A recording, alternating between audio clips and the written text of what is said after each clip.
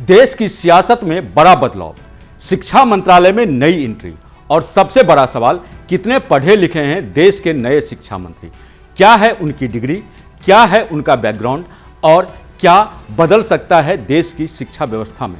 नमस्कार, मैं हूं पंकज मिश्रा और आप देख रहे हैं न्यूज स्टेट। केंद्र की राजनीति में बड़ा फेरबदल देखने को मिला। शिक्षा मंत्री धर्मेंद्र प्रधान के इस्तीफे के बाद अब यह जिम्मेदारी प्रहलाद जोशी को सौंपी गई है। राष्ट्रपति की मंजूरी के बाद जोशी को उनके मौजूदा मंत्रालय के साथ शिक्षा मंत्रालय का अतिरिक्त प्रभार दिया गया है। ऐसे में अब हर किसी के मन में एक ही सवाल है, आखिर देश के नए शिक्षा मंत्री खुद कितने पढ़े लिखे हैं और उनका अकादमिक बैकग्राउंड क्या कहता है। अगर प्रहलाद जोशी की पढ़ाई की बात करें तो उन्होंने अपनी शुरुआती शिक्षा एक साधारण रेलवे स्कूल से पूरी की। इसके बाद उन्होंने हुबली के न्यू इंग्लिश स्कूल से स्कूली पढ़ाई खत्म की। उच्च शिक्षा के लिए उन्होंने कर्नाटक विश्वविद्यालय के KS आर्ट्स कॉलेज में दाखिला लिया और वहां से बैचलर ऑफ आर्ट्स यानी BA की डिग्री हासिल की।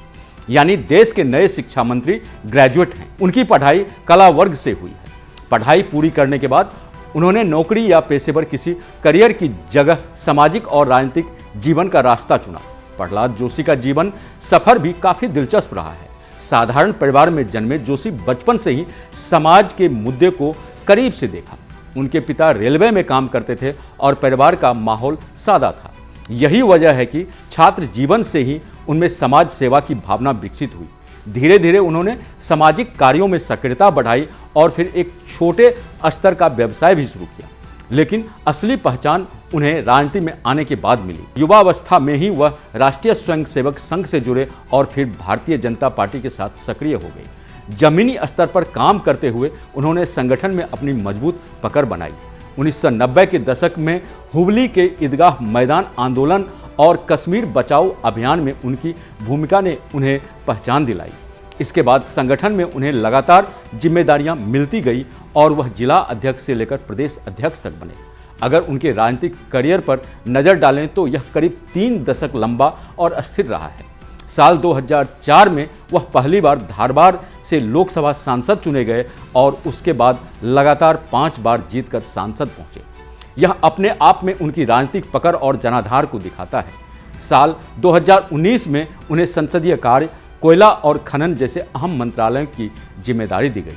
फिलहाल वह उपभोक्ता मामले, खाद्य और सार्वजनिक वितरण के साथ ऊर्जा क्षेत्र से जुड़े मंत्रालय संभाल रहे हैं।